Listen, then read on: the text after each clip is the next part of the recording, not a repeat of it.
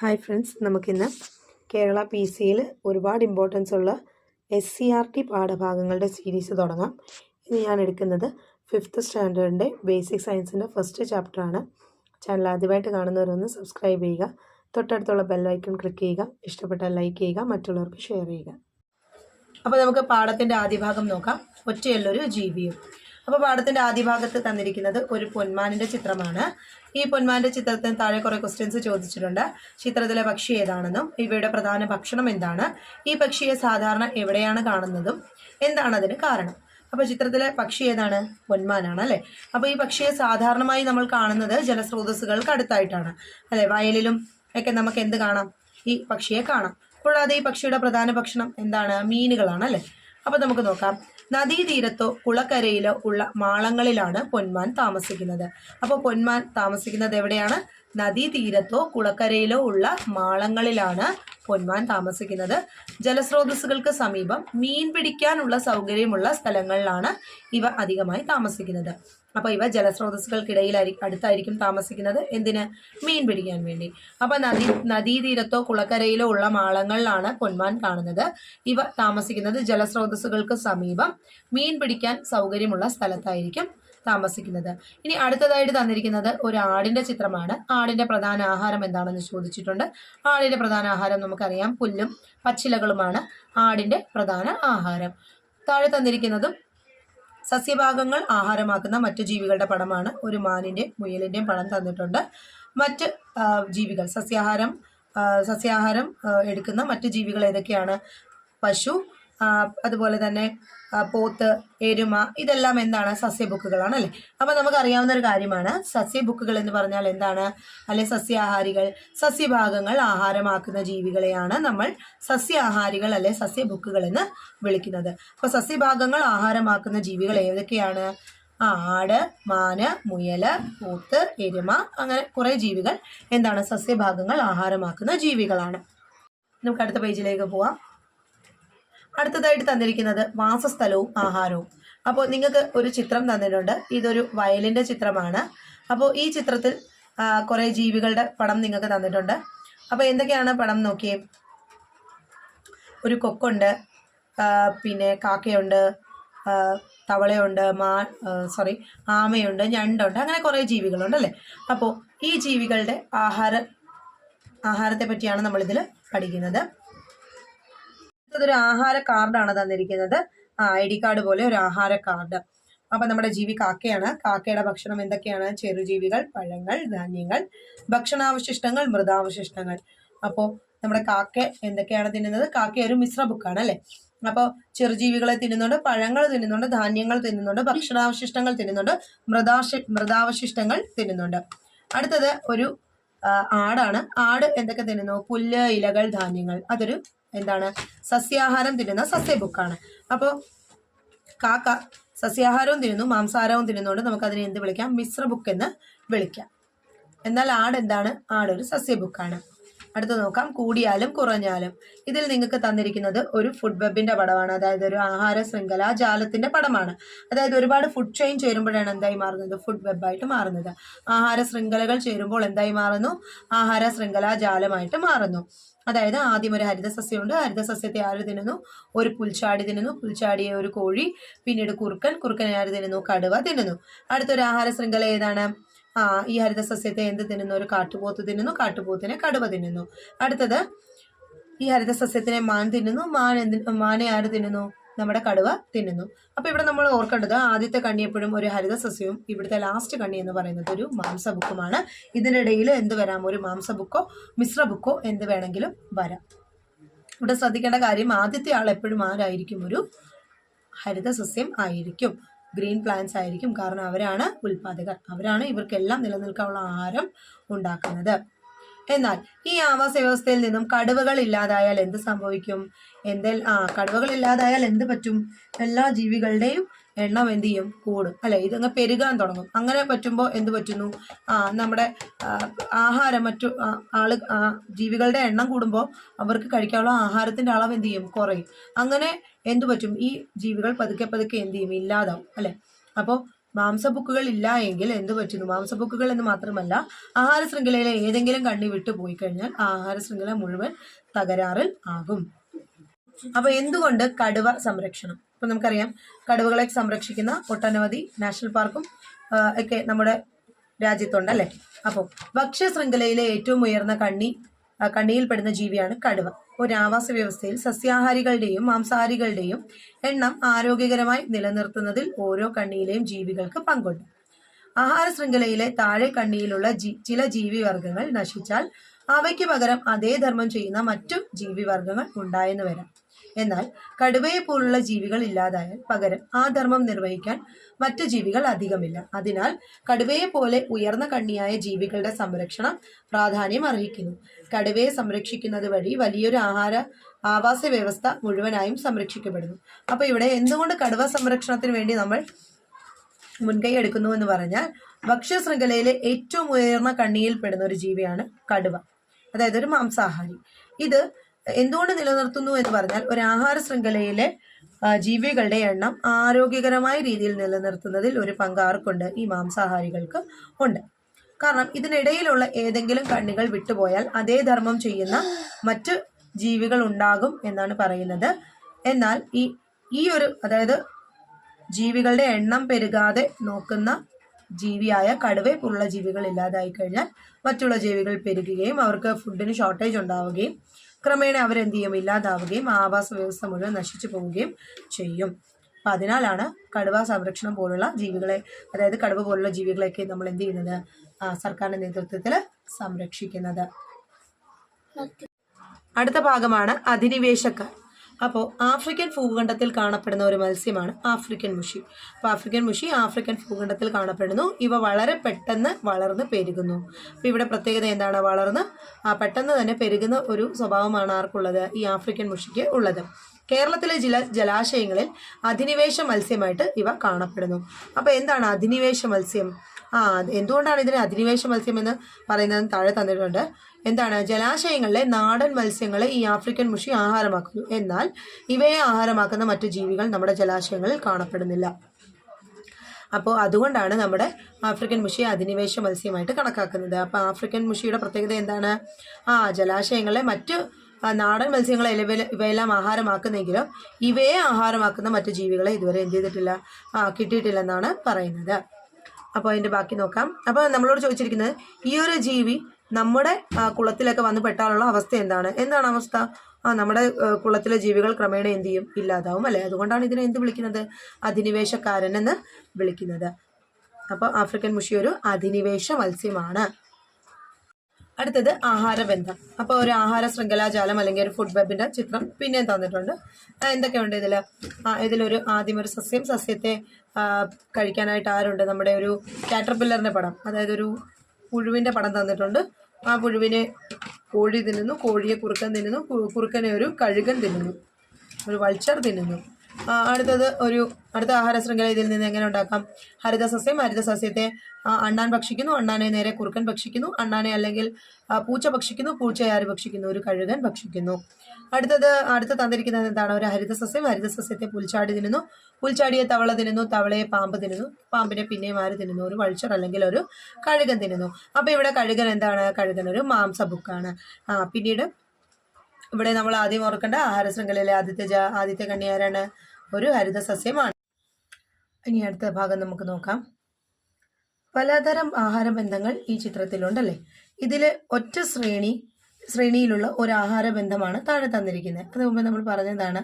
അപ്പോൾ ആഹാര ശൃംഖലാജാലത്തിലെ ഒറ്റ ശ്രേണിയിലുള്ള ഒരു ആഹാരബന്ധമാണ് ആഹാര ശൃംഖല, ഫുഡ് ചെയിൻ. നമ്മൾ ആദ്യം തുടങ്ങിയപ്പോഴേ പറഞ്ഞിരുന്നു, ആഹാര ശൃംഖലാജാലത്തിലെ ഒറ്റ ശ്രേണിയിലുള്ള ഒരു ആഹാരബന്ധമാണ് ആഹാര ശൃംഖല അഥവാ ഫുഡ് ചെയിൻ. അപ്പോൾ നമ്മൾ പറഞ്ഞ കുറേ ഫുഡ് ചെയിൻ ചേരുമ്പോഴാണ് ഒരു ഫുഡ് വെബ് ആവുന്നത്. കുറേ ആഹാര ശൃംഖലകൾ ചേരുമ്പോഴാണ് അതെന്തായി മാറുന്നത്? ഒരു ആഹാര ശൃംഖല ജാലകമായിട്ട് മാറുന്നത്. അപ്പോൾ ആഹാര ശൃംഖല ജാലകത്തിലെ ഒറ്റ ശ്രേണിയിലുള്ള ഒരു ആഹാരബന്ധമാണ് ആഹാര ശൃംഖല എന്ന് പറയുന്നത്. അപ്പോൾ ഇതിൽ താഴെ തന്നിരിക്കുന്നത് നമ്മൾ നേരത്തെ ഡിസ്കസ് ചെയ്തതാണ്. ഒന്നാമത്തെ കണ്ണി പുല്ലായിരിക്കും, അവസാനത്തെ കണ്ണി കഴുകനാണ്. ഈ ഒരു തന്നിരിക്കുന്ന ആഹാര ശൃംഖലാ ജാലത്തിലെ കാര്യമാണ് പറയുന്നത്. അപ്പോൾ ഇവിടെ പിന്നെയും പറയാണ്, ഒന്നാമത്തെ കണ്ണി എപ്പോഴും ഒരു ഹരിത സസ്യം ആയിരിക്കും. ലാസ്റ്റ് കണ്ണി എപ്പോഴും ആരായിരിക്കും? ഒരു മാംസഭുക്കും ആയിരിക്കും. അപ്പോൾ നമുക്ക് അടുത്ത ഭാഗം നോക്കാം. അപ്പോൾ എല്ലാ ശൃംഖലകളും ആരംഭിക്കുന്നത് ഏത് ജീവിയിൽ നിന്നുമാണ്? എല്ലാ ശൃംഖലകളും ആരംഭിക്കുന്നത് ഹരിതസസ്യത്തിൽ നിന്നാണ് അല്ലേ? അവയുടെ നിലനിൽപ്പിനും ആഹാരം ആവശ്യമില്ലേ? അപ്പോൾ അവയ്ക്ക് എവിടെ നിന്നാണ് ആഹാരം കിട്ടുന്നത്? അതായത് നമുക്കറിയാം, ഹരിതസസ്യമാണെങ്കിലും അവർക്കും ആഹാരം വേണം അല്ലേ? അപ്പോൾ ഇവർക്കുള്ള ആഹാരം എവിടെ നിന്ന് ലഭിക്കുന്നു? അപ്പോൾ നമുക്കറിയാവുന്ന കാര്യമാണ്, നമ്മൾ കൊച്ചു ക്ലാസ്സിൽ എന്ത് പഠിച്ചിട്ടുണ്ട്? പ്രകാശ സംശ്ലേഷണം പഠിച്ചിട്ടുണ്ട് അല്ലേ? അപ്പോൾ നോക്കിയേ, പ്രകാശ സംശ്ലേഷണമാണ് തന്നിരിക്കുന്നത്. അപ്പോൾ സസ്യങ്ങൾ ആഹാരം നിർമ്മിക്കുന്നതിന് ആവശ്യമായ പ്രധാന ഘടകങ്ങളാണ് തന്നിരിക്കുന്നത്. എന്താണ്? സൂര്യപ്രകാശം വേണം, കാർബൺ ഡൈ ഓക്സൈഡ് വേണം, പിന്നെ എന്തുണ്ട്, നമുക്ക് മണ്ണിൽ നിന്നും എന്ത് കിട്ടണം? ജലം കിട്ടണം. ജലത്തിൽ പിന്നെ എന്ത് വേണം? വളം മുതലായ കാര്യങ്ങൾ, മിനറൽസ് ഒക്കെ അതിന് വേണം. അപ്പോൾ അത്യാവശ്യമായിട്ടും ഒരു ചെടിക്ക് ആഹാരം നിർമ്മിക്കാനായിട്ട് സൂര്യപ്രകാശവും കാർബൺ ഡൈ ഓക്സൈഡും വേണം. അപ്പോൾ അതെന്ത് പുറത്തേക്ക് വിടും? ആ സമയത്ത് ഓക്സിജനെ പുറത്തേക്ക് വിടും. ഈ ഒരു രീതിയാണ് നമ്മൾ എന്ത് വിളിക്കുന്നത്? പ്രകാശ സംശ്ലേഷണം എന്ന് വിളിക്കുന്നത്. അപ്പോൾ പ്രകാശ സംശ്ലേഷണത്തിന്റെ എക്സ്പ്ലനേഷൻ നോക്കാം. കാർബൺ ഡൈ ഓക്സൈഡ്, ജലം എന്നിവ ഉപയോഗിച്ച് സസ്യങ്ങൾ ആഹാരം നിർമ്മിക്കുന്നു. അപ്പോൾ സസ്യങ്ങൾ ആഹാരം നിർമ്മിക്കാൻ വേണ്ടിയിട്ടുള്ള രണ്ട് ഘടകങ്ങൾ എന്തൊക്കെയാണ്? കാർബൺ ഡൈ ഓക്സൈഡും ജലവും. അപ്പോൾ കാർബൺ ഡൈ ഓക്സൈഡ്, ജലം എന്നിവ ഉപയോഗിച്ച് സസ്യങ്ങൾ ആഹാരം നിർമ്മിക്കുന്നു. സൂര്യപ്രകാശത്തിൽ നിന്നുമുള്ള ഊർജമാണ് ഇതിന് ഉപയോഗിക്കുന്നത്. അപ്പോൾ സൂര്യപ്രകാശത്തിൽ നിന്നുള്ള ഊർജ്ജം ഉപയോഗിച്ചിട്ടാണ് സസ്യങ്ങൾ ആഹാരം നിർമ്മിക്കുന്നത്. അതിനാൽ ഈ പ്രവർത്തനത്തെ പ്രകാശ സംശ്ലേഷണം എന്ന് വിളിക്കുന്നു. അപ്പോൾ എന്തൊക്കെയാണ് നമ്മൾ പ്രധാനമായിട്ട് പഠിക്കുന്നത്? പ്രകാശ സംശ്ലേഷണം നടത്താനായിട്ട് കാർബൺ ഡൈ ഓക്സൈഡും ജലവുമാണ് വേണ്ടത്. ആറ് സാന്നിധ്യം വേണം, സൂര്യപ്രകാശത്തിന്റെ സാന്നിധ്യം വേണം. കാരണം ഈ ഒരു പ്രവർത്തനം നടക്കണമെങ്കിൽ എന്ത് വേണം? ഊർജ്ജം വേണമല്ലോ. അപ്പോൾ സസ്യങ്ങളുടെ ഊർജ്ജത്തിന്റെ ഉറവിടം എന്താണ്? സൂര്യപ്രകാശമാണ്. അപ്പോൾ സൂര്യപ്രകാശം ഉപയോഗിക്കുന്നത് കൊണ്ട് തന്നെ ഇതിനെ നമുക്ക് പ്രകാശ സംശ്ലേഷണം എന്ന് വിളിക്കാം. ഇനി ഇലകളിലെ ഹരിതകം അഥവാ ക്ലോറോഫിൽ എന്ന വർണ്ണകമാണ് സസ്യങ്ങളെ ആഹാര നിർമ്മാണത്തിനായി സഹായിക്കുന്നത്. ഈ പ്രവർത്തനത്തിന് ഫലമായി ഓക്സിജൻ ഉണ്ടാകുന്നു. അപ്പോൾ എന്താണ്? ഇലകളിലെ ഹരിതകം എന്ന വർണ്ണകമാണ് സസ്യങ്ങളെ ആഹാര നിർമ്മാണത്തിന് സഹായിക്കുന്നത്. നമ്മൾ നേരത്തെ പഠിച്ചിട്ടുണ്ട്. എന്താണ്? ഇലകളിലെ പച്ച നിറത്തിന് കാരണമാകുന്ന വർണ്ണവസ്തു അല്ലെങ്കിൽ പിഗ്മെന്റ് ആണ് എന്ത്? ക്ലോറോഫിൽ അഥവാ ഹരിതകം എന്ന് വിളിക്കുന്നത്. അപ്പൊ നമ്മളിവിടെ പ്രകാശ സംശ്ലേഷണം പഠിച്ചു. എന്തൊക്കെയാണ് പ്രകാശ സംശ്ലേഷണത്തിൽ പറയുന്നത്? കാർബൺ ഡൈ ഓക്സൈഡും ജലവും എന്നിവ ഉപയോഗിച്ച് സസ്യങ്ങൾ ആഹാരം നിർമ്മിക്കുന്ന രീതിക്കാണ് എന്ത് വിളിക്കുന്നത്? പ്രകാശ സംശ്ലേഷണം എന്ന് വിളിക്കുന്നത്. കൂടാതെ ഇലകളിൽ എന്തുണ്ട്? ഇലകളിലെ വർണ്ണവസ്തുവാണ് എന്ത്? ഹരിതകം. ഹരിതകം എന്ന വർണ്ണകമാണ് സസ്യങ്ങളെ ആഹാരം നിർമ്മിക്കാൻ വേണ്ടി സഹായിക്കുന്നത്. ഇനി ഈ പ്രവർത്തനത്തിന്റെ ഫലമായിട്ട് നമുക്ക് എന്ത് കിട്ടുന്നു? ഓക്സിജൻ കിട്ടുന്നു. അപ്പോൾ മറ്റു ജീവികളുടെ നിലനിൽപ്പിനുള്ള ഓക്സിജൻ പ്രകാശ സംശ്ലേഷണത്തിന്റെ ഫലമായിട്ട് ഉണ്ടാവുന്ന ഒരു ബൈ പ്രോഡക്റ്റ് ആണ്. ഇനി അടുത്ത ഭാഗം നോക്കാം. ഊർജം ലഭിക്കാൻ സസ്യങ്ങളിൽ ആഹാര നിർമ്മാണം നടക്കാൻ സൂര്യപ്രകാശം ആവശ്യമാണെന്ന് നമ്മൾ കണ്ടല്ലോ. അപ്പൊ സസ്യങ്ങൾക്ക് ഈ സൂര്യപ്രകാശം ലഭിക്കുന്നത് ഏത് ഭാഗം വഴിയാണെന്നാണ് ചോദിക്കുന്നത്. അപ്പൊ കണ്ടോ ഇലകളുടെ പടം. അപ്പോൾ പരമാവധി സൂര്യപ്രകാശം പതിക്കുന്ന രീതിയിലാണ് സസ്യങ്ങളിൽ ഇലകൾ ക്രമീകരിച്ചിരിക്കുന്നത്. കാരണം ഈ സൂര്യപ്രകാശത്തെ വലിച്ചെടുക്കേണ്ട ജോലി ആർക്കാണ്? ഇലകൾക്കാണ്. അപ്പോൾ സസ്യങ്ങൾക്ക് മാക്സിമം സൂര്യപ്രകാശം വലിച്ചെടുക്കാൻ തക്കോണം രീതിയിലാണ് ഓരോ സസ്യവും അതിന്റെ ഇലകളെ വിന്യസിച്ച് ഇരിക്കുന്നത്. അപ്പോൾ അതിന്റെ ചിത്രമാണ് നിങ്ങൾക്ക് തന്നിരിക്കുന്നത്. ചെമ്പരത്തിയുടെയും തുളസിയുടെയും ഏഴിലം പാലയുടെയൊക്കെ ഇലകൾ എങ്ങനെയാണ് വിന്യസിച്ചിരിക്കുന്നത് എന്ന് കണ്ടല്ലോ. അപ്പോൾ ഇവിടെ പ്രധാനമായിട്ട് പഠിക്കേണ്ടത് സസ്യങ്ങളുടെ ഇല ക്രമീകരിച്ചിരിക്കുന്ന എന്തിന്റെ രീതിയിലാണ്, എന്തനുസരിച്ചിട്ടാണ്? പരമാവധി സൂര്യപ്രകാശം വലിച്ചെടുക്കാൻ തക്കോണ രീതിയിലാണ് എന്ത് ചെയ്തിരിക്കുന്നത്? ഇതിനെ ക്രമീകരിച്ചിരിക്കുന്നത്. അടുത്ത ഭാഗം നോക്കാം. ഇലകളിലെ പച്ചനിറത്തിന് കാരണമാകുന്ന വർണ്ണകമാണ് ഹരിതകം. തുമ്പ് പറഞ്ഞാണ് ഇലകൾക്ക് പച്ച നിറം കൊടുക്കുന്നത് ഹരിതകം എന്ന വർണ്ണകമാണ്. ഈ ഹരിതകം എന്ന വർണ്ണകമാണ് എന്ത് ചെയ്യുന്നത്? ഇലകൾക്ക് സൂര്യപ്രകാശത്തെ വലിച്ചെടുക്കാനുള്ള സഹായം ചെയ്തു കൊടുക്കുന്നത്. ഇനി നമ്മൾ പച്ച നിറത്തിലുള്ള ഇലകൾ മാത്രമാണോ കണ്ടിട്ടുള്ളത്? അല്ലെ. ഇലകൾ ചുവപ്പ് നിറത്തിലുണ്ട്, ഇല പഴുക്കുമ്പോൾ ഓറഞ്ച് ആവുന്ന ഇലകളുണ്ട്, മഞ്ഞ നിറത്തിലാവുന്ന ഇലകളുണ്ട്. അപ്പോൾ പച്ച നിറം കൊടുക്കുന്നത് ക്ലോറോഫിൽ അഥവാ ഹരിതകമാണെന്ന് നമ്മൾ പറഞ്ഞു. ഇനി ഇലകളുടെ മാത്രമല്ല പഴങ്ങളുടെയും ഈ വർണ്ണങ്ങൾക്ക്, അതായത് ചുവപ്പ്, ഓറഞ്ച്, മഞ്ഞ വർണ്ണങ്ങൾക്ക് കാരണമാകുന്ന വർണ്ണകങ്ങളാണ് തന്നിരിക്കുന്നത്. അപ്പോൾ ഇത് വളരെ ഇമ്പോർട്ടൻ്റ് ആണ്. PSCയിൽ ആവർത്തിച്ച് ചോദിക്കുന്ന ചോദ്യമാണ്. ചുവപ്പ് നിറം ചെടിക്ക് കൊടുക്കുന്നത് ആരാണ്? ആന്തോസയാനിൻ. അപ്പോൾ ചുവപ്പ് നിറം ചെടികളിലെ ഇലകൾക്കും പഴങ്ങൾക്കും കൊടുത്തിരിക്കുന്നത് ആന്തോസയാനിൻ ആണ്. ഓറഞ്ച് ആണെങ്കിൽ കരോട്ടിൻ, ഓറഞ്ച് കരോട്ടിൻ, മഞ്ഞ സാന്തോഫിൽ. അപ്പൊ ആന്തോസയാനിൻ എന്ന വർണ്ണകമാണ് ഇലകൾക്ക് ചുവപ്പ് നിറം നൽകുന്നത്. കരോട്ടിൻ ഓറഞ്ച് നിറം നൽകുന്നു, സാന്തോഫിൽ മഞ്ഞ നിറം നൽകുന്നു. അപ്പൊ ഒന്നും കൂടി നമുക്ക് നോക്കാം. ചുവപ്പ് ആന്തോസയാനിൻ, ഓറഞ്ച് കരോട്ടിൻ, മഞ്ഞ സാന്തോഫിൽ. അപ്പൊ ഇത് വളരെ ഇമ്പോർട്ടൻ്റ് ആണ്, പഠിച്ചു വെക്കുക. അടുത്തതായിട്ട് തന്നിരിക്കുന്നത് അന്തരീക്ഷത്തിലെ വാതകങ്ങളുടെ അളവ് കാണിക്കുന്ന ഒരു ചിത്രമാണ്. അന്തരീക്ഷത്തിലെ വാതകങ്ങളുടെ അളവ് കാണിക്കുന്ന ചിത്രമാണ്. ഏറ്റവും കൂടുതൽ അന്തരീക്ഷത്തിലുള്ളത് നൈട്രജൻ എന്ന വാതകമാണ്. ഏറ്റവും കൂടുതൽ നൈട്രജൻ, പിന്നീട് ഓക്സിജൻ, പിന്നീട് കാർബൺ ഡൈ ഓക്സൈഡ്, ആർഗൺ, പിന്നീടാണ് മറ്റുള്ളവ. അപ്പോൾ കാർബൺ ഡൈ ഓക്സൈഡ് വളരെ കുറഞ്ഞ അളവിലാണ് എവിടെയുള്ളത്, അന്തരീക്ഷത്തിലുള്ളത്. എന്നാൽ ഇപ്പോൾ നമുക്കറിയാം മനുഷ്യന്റെ പ്രവർത്തനം കാരണം കാർബൺ ഡൈ ഓക്സൈഡിന്റെ അളവ് എന്ത് ചെയ്തുകൊണ്ടിരിക്കുക, കൂടിക്കൊണ്ടിരിക്കുകയാണ്. അത് പല പ്രശ്നങ്ങളിലേക്കും എന്ത് ചെയ്യുന്നുണ്ട്, നയിക്കുന്നുണ്ട്. അപ്പോൾ ഇപ്പോൾ നമുക്ക് പഠിക്കാം, അന്തരീക്ഷത്തിൽ ഏറ്റവും കൂടുതലുള്ള വാതകം നൈട്രജനാണ്, പിന്നീടുള്ളത് ഓക്സിജൻ, പിന്നീട് ആർഗൺ, മറ്റുള്ളവ വളരെ കുറഞ്ഞ അളവിലാണ് കാർബൺ ഡൈ ഓക്സൈഡ് ഉള്ളത്. നമുക്ക് ബാക്കി ഭാഗം നോക്കാം. അപ്പോൾ ഊർജം ലഭിക്കാനാണ് ജീവികൾ ശ്വസിക്കുന്നത് അല്ലേ. അപ്പോൾ സസ്യത്തിനും എന്ത് വേണം, ഊർജം വേണമല്ലോ. സസ്യത്തിലും ഒരുപാട് പ്രവർത്തനങ്ങൾ നടക്കുന്നുണ്ടല്ലേ. അപ്പോൾ നമ്മൾ ശ്വസിക്കുന്നത് എന്തിനു വേണ്ടിയാണ്, ഊർജം ലഭിക്കാനാണ്. നമ്മൾ ആഹാരം കഴിക്കുന്നുവെങ്കിലും നമ്മൾ കഴിച്ച ആഹാരത്തിൽ നിന്നും നമ്മുടെ ശരീരത്തിന് ഊർജം സിന്തസൈസ് ചെയ്യണമെങ്കിൽ അവിടെ ആരെത്തണം, നമ്മൾ ശ്വസിക്കുന്ന ഓക്സിജൻ എത്തണം. അപ്പൊ അതുപോലെ തന്നെ സസ്യങ്ങളിലും ഊർജം ഉൽപ്പാദിപ്പിക്കണമെങ്കിൽ എന്ത് വേണം, ശ്വസനം നടക്കണം അല്ലെ. അപ്പൊ സസ്യങ്ങളിലും എന്ത് നടക്കുന്നുണ്ട്, ശ്വസനം നടക്കുന്നുണ്ട്. എല്ലാ ജീവികളും ശ്വസനത്തിനായി ഓക്സിജൻ ആണ് ഉപയോഗിക്കുന്നത്. ശ്വസന ഫലമായി കാർബൺ ഡൈ ഓക്സൈഡ് ഉണ്ടാകുകയും ചെയ്യുന്നു അല്ലെ. ജീവികൾ കാർബൺ ഡൈ ഓക്സൈഡ് പുറത്തുവിടുന്നു. ശ്വസന ഫലമായി സസ്യങ്ങൾ ഉണ്ടാകുന്ന കാർബൺ ഡൈ ഓക്സൈഡ് പകൽ സമയത്ത് പ്രകാശ സംശ്ലേഷണത്തിന് ഉപയോഗപ്പെടുത്തുന്നു. അന്തരീക്ഷത്തിൽ നിന്നുള്ള കാർബൺ ഡൈ ഓക്സൈഡ് സസ്യങ്ങൾ പ്രകാശ സംശ്ലേഷണത്തിന് പ്രയോജനപ്പെടുത്തുന്നുണ്ട്. ഇലകളിലൂടെയാണ് വായു സസ്യത്തിനകത്തേക്ക് പ്രവേശിക്കുന്നത്. ഇതിനായി ഇലകളിൽ പ്രത്യേക ഭാഗം വല്ലതും ഉണ്ടോ എന്ന് നമുക്ക് നോക്കാം. അപ്പൊ നോക്കിയേ, സസ്യങ്ങളിലും ശ്വസനം നടക്കുന്നുണ്ട്. സസ്യങ്ങളിലും എന്ത് നടക്കുന്നുണ്ട്, ശ്വസനം അല്ലെ. എല്ലാ ജീവികളും ശ്വസനത്തിനായിട്ട് എന്താണ് ഉപയോഗിക്കുന്നത്, ഓക്സിജൻ ആണ് ഉപയോഗിക്കുന്നത്. ശ്വസന ഫലമായിട്ട് എന്ത് പുറത്തുവിടുന്നു, കാർബൺ ഡൈ ഓക്സൈഡും പുറത്തുവിടുന്നു. അതുപോലെ തന്നെ ചെടികളും എന്ത് ചെയ്യുന്നുണ്ട്, ശ്വസിക്കുന്നുണ്ട്. ചെടികളും ശ്വസന സമയത്ത് ഓക്സിജനെ വലിച്ചെടുത്ത് കാർബൺ ഡൈ ഓക്സൈഡിനെ പുറത്തുവിടുന്നുണ്ട്. എന്നാൽ പകൽ സമയത്തുള്ള ഗുണം എന്താണ്, ഈ പുറത്തുവിടുന്ന ജീവികളും അതുപോലെ തന്നെ ഈ സസ്യം തന്നെ പുറത്തുവിടുന്ന കാർബൺ ഡൈ ഓക്സൈഡ് സസ്യങ്ങൾ തന്നെ തിരിച്ചെന്ത് ചെയ്യുന്നുണ്ട്, പ്രകാശ സംശ്ലേഷണത്തിനായിട്ട് തിരിച്ചെടുക്കുന്നുണ്ട് അല്ലേ. അപ്പോൾ ഇലകൾ വഴിയാണ് ഈ എന്ത് നടക്കുന്നത്, വാതക വിനിമയം നടക്കുന്നത്. കാർബൺ ഡൈ ഓക്സൈഡിനെ വലിച്ചെടുത്ത് ഓക്സിജനെ പുറത്തുവിടുന്നു. ശ്വസന സമയത്താണെങ്കിലോ ഓക്സിജനെ വലിച്ചെടുത്ത് കാർബൺ ഡൈ ഓക്സൈഡിനെ പുറത്തുവിടുന്നു. ഇവിടെ എല്ലാം വാതക വിനിമയം നടക്കുന്നുണ്ട് അല്ലെ. അപ്പോൾ ഈ വാതക വിനിമയം നടത്തുന്നതും ഇലകളിലൂടെയാണ്.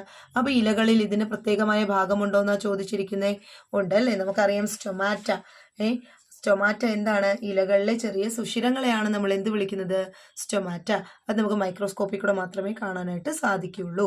അപ്പോൾ മൈക്രോസ്കോപ്പ് എന്താണെന്ന് ചോദിച്ചിട്ടുണ്ട്. കണ്ണുകൾ കൊണ്ട് നേരിട്ട് കാണാൻ കഴിയാത്ത വസ്തുക്കളെ വലുതായി കാണാൻ ഉപയോഗിക്കുന്ന ഉപകരണമാണ് മൈക്രോസ്കോപ്പ്. അപ്പൊ നഗ്നനേത്രങ്ങൾ കൊണ്ട് നേരിട്ട് കാണാൻ കഴിയാത്ത വസ്തുക്കളെ വലുതായി കാണാൻ ഉപയോഗിക്കുന്ന ഉപകരണമാണ് എന്ത്, മൈക്രോസ്കോപ്പ്. ഇനി നമുക്ക് നോക്കാം സ്റ്റൊമാറ്റ എന്താണെന്ന്. ഇലകളിലുള്ള സൂക്ഷ്മ സുഷിരങ്ങളെയാണ് നമ്മൾ സ്റ്റൊമാറ്റ എന്ന് വിളിക്കുന്നത്. അപ്പോൾ ഇതിലൂടെയാണ് അന്തരീക്ഷ വായു എന്ത് ചെയ്യുന്നത്, സസ്യത്തിനകത്തേക്ക് പ്രവേശിക്കുന്നത്. പ്രകാശ സംശ്ലേഷണ ഫലമായി ഉണ്ടാകുന്ന ഓക്സിജൻ പുറന്തള്ളുന്നതും ഈ സുഷിരങ്ങൾ വഴിയാണ്. അപ്പോൾ ഇലകളിലെ ചെറിയ സുഷിരങ്ങളെയാണ് നമ്മൾ എന്ത് വിളിക്കുന്നത്, സ്റ്റൊമാറ്റ എന്ന് വിളിക്കുന്നത്. ഈ സ്റ്റൊമാറ്റ വഴി വേണം സസ്യത്തിൽ വാതക വിനിമയം നടത്താൻ. അടുത്ത ഭാഗം നോക്കാം. പകൽ സമയത്ത് നമ്മൾ മുമ്പേ പറഞ്ഞാണ് ശ്വസനം. പകൽ സമയത്തും രാത്രി സമയത്തും ചെടികളിൽ എന്ത് നടക്കുന്നുണ്ട്, ശ്വസനം നടക്കുന്നുണ്ട്. മറ്റ് ജീവികൾ പോലെ തന്നെ എന്ത് നടത്തുന്നുണ്ട്, ശ്വസനം നടത്തുന്നുണ്ട്. ശ്വസന സമയത്ത് പകലായാലും രാത്രിയായാലും ഓക്സിജനെ വലിച്ചെടുത്ത് കാർബൺ ഡൈ ഓക്സൈഡിനെ പുറത്തുവിടുന്നു. എന്നാൽ പകൽ സമയത്തുള്ള ഗുണം എന്താണ്, പ്രകാശ സംശ്ലേഷണം നടത്തുമ്പോൾ കാർബൺ ഡൈ ഓക്സൈഡിനെ വലിച്ചെടുത്ത് ഓക്സിജനെ തിരിച്ച് പുറത്തുവിട്ട് വായു ശുദ്ധീകരിക്കുന്ന ജോലിയും കൂടി ആർക്കുണ്ട്, ഈ സസ്യങ്ങൾക്ക് ഉണ്ട്. അപ്പോൾ സസ്യങ്ങൾ കാർബൺ ഡൈ ഓക്സൈഡ് മാത്രമാണോ പുറത്തുവിടുന്നത്, അല്ല. സസ്യങ്ങൾ ഓക്സിജൻ മാത്രമാണോ പുറത്തുവിടുന്നത്, അല്ല. കാർബൺ ഡൈ ഓക്സൈഡും പുറത്തുവിടും എപ്പോൾ, ശ്വസന സമയത്ത്. എന്നാൽ ഫോട്ടോസിന്തസിസ് നടക്കുന്ന സമയത്ത്, പ്രകാശ സംശ്ലേഷണം നടത്തുന്ന സമയത്ത് എന്തിനെയാണ് പുറത്തുവിടുന്നത്, ഓക്സിജനെയാണ് പുറത്തുവിടുന്നത്. അപ്പോൾ നമുക്കറിയാലോ എല്ലാ ജീവികളുടെ നിലനിൽപ്പിനും എന്ത് വേണം? ഓക്സിജൻ വേണമല്ലോ. ഈ ഓക്സിജൻ ആരാണ് നൽകുന്നത്? ചെടികളാണ് നൽകുന്നത്. അടുത്ത ടോപ്പിക്കാണ് ആതിഥേയനും അതിഥികളും. ആതിഥേയനും അതിഥികളും. അപ്പോൾ എല്ലാ സസ്യങ്ങളും ആഹാരം നിർമ്മിക്കുന്നുണ്ട്. അപ്പോൾ നമ്മൾ പറഞ്ഞു ചെടികൾക്ക് ഇലയുണ്ട്, ഇലയിൽ എന്തുണ്ട്? ചെറു സുഷിരങ്ങളുണ്ട്. ആ സുഷിരങ്ങൾ വഴി എന്ത് ചെയ്യുന്നു? കാർബൺ ഡൈ ഓക്സൈഡിനെയും വലിച്ചെടുക്കുന്നു. കൂടാതെ വേര് വഴി വെള്ളം വലിച്ചെടുക്കുന്നു. പിന്നെ ഇലകൾ തന്നെ സൂര്യപ്രകാശത്തെ വലിച്ചെടുക്കുന്നു. ചെടികൾ എന്ത് നിർമ്മിക്കുന്നു? ക്ലോറോഫിലിന്റെ സഹായത്തോടു കൂടി ഫോട്ടോസിന്തസിസ് ഒക്കെ നടത്തി ആഹാരമൊക്കെ നിർമ്മിക്കുന്നുണ്ടെന്ന് പറയുന്നുണ്ട്. എന്നാൽ ഇവിടെ നമ്മളോട് ചോദിച്ചിരിക്കുന്നത് എല്ലാ ചെടികളും ആഹാരം നിർമ്മിക്കുന്നുണ്ടോന്നാണ് ചോദിച്ചിരിക്കുന്നത്. അപ്പോൾ നമ്മുടെ ഒരു മാവിന്റെ ചിത്രം തന്നിട്ട് മാവ് പറയാണ്, ഞാൻ മാവാണ്, എനിക്ക് വേണ്ട ആഹാരം ഞാൻ സ്വയം നിർമ്മിക്കുന്നുണ്ട്. എന്നാൽ ഇത്തിൽക്കണ്ണി പറയുന്നത് നോക്കിയേ, ഞാൻ ഇത്തിൽക്കണ്ണിയാണ്, ഞാനും സ്വയം ആഹാരം നിർമ്മിക്കുന്നു. പക്ഷേ ജലവും ലവണവും ഈ സസ്യത്തിൽ നിന്നാണ് വലിച്ചെടുക്കുന്നത്. അപ്പം നമ്മുടെ ഇത്തിൽക്കണ്ണി സ്വന്തമായിട്ട് ആഹാരമൊക്കെ നിർമ്മിക്കുന്നുണ്ട്. പക്ഷേ അതിന് ആഹാരം നിർമ്മിക്കാനുള്ള ജലവും ലവണവും ആര് കൊടുക്കണം? മാവ് കൊടുക്കണം. മാവ് കൊടുത്തില്ലെങ്കിലും ആര് വലിച്ചെടുത്തോളും? ഇത്തിൽക്കണ്ണി വലിച്ചെടുത്തോളും. അപ്പോഴാണ് നമ്മുടെ മരവാഴ പറയുന്നത്, ഞാൻ മരവാഴ, എനിക്ക് വേണ്ട ആഹാരം ഞാനും സ്വയം നിർമ്മിക്കുന്നുണ്ട്, പക്ഷേ എനിക്ക് ഇരിക്കാൻ സ്ഥലം വേണം.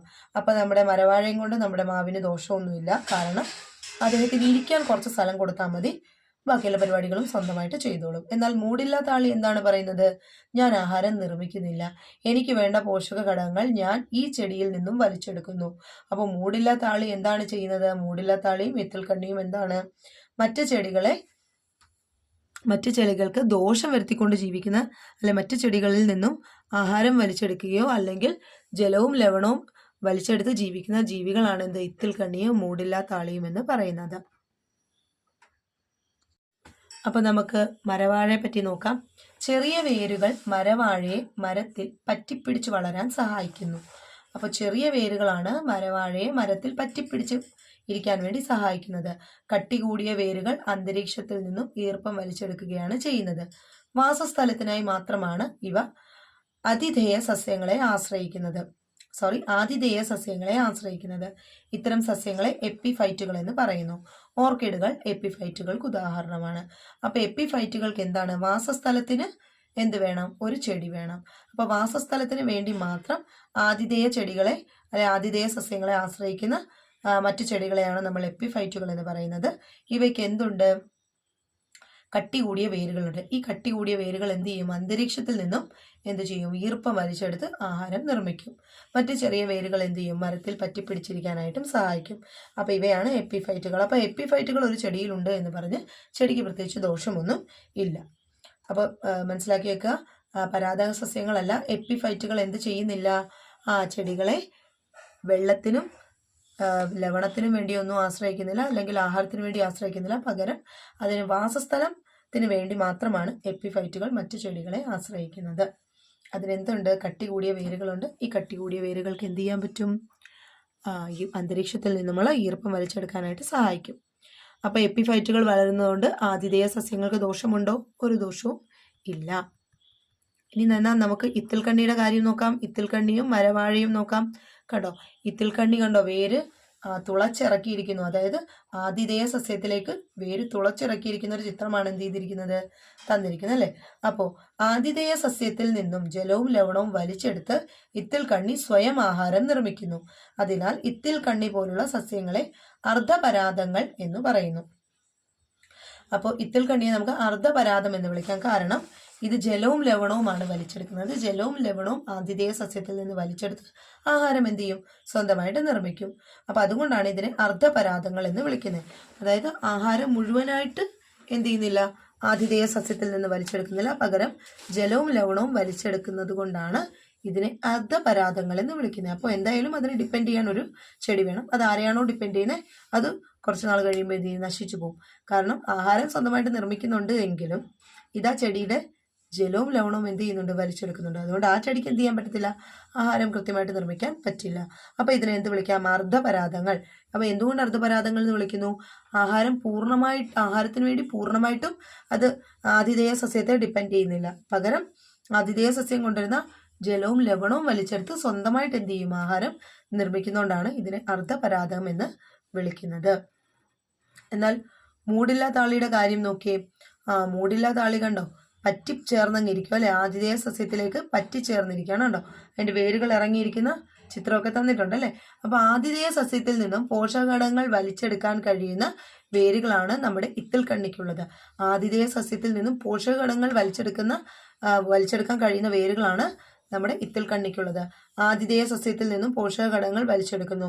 മൂടില്ല താളി പോലുള്ള സസ്യങ്ങൾ പൂർണ്ണ പരാതങ്ങൾ എന്ന് പറയുന്നു. കാരണം ഒരു കാര്യം സ്വന്തമായിട്ട് ചെയ്യുന്നില്ല, ആതിഥേയ സസ്യത്തിന്റെ പോഷകഘടകങ്ങൾ മുഴുവനായിട്ട് വലിച്ചെടുക്കുകയാണ്. അതുകൊണ്ട് തന്നെ ഇതിനെ നമുക്ക് ടോട്ടൽ പാരസൈറ്റ് അല്ലെ പൂർണ്ണ പരാതങ്ങൾ എന്ന് വിളിക്കാം.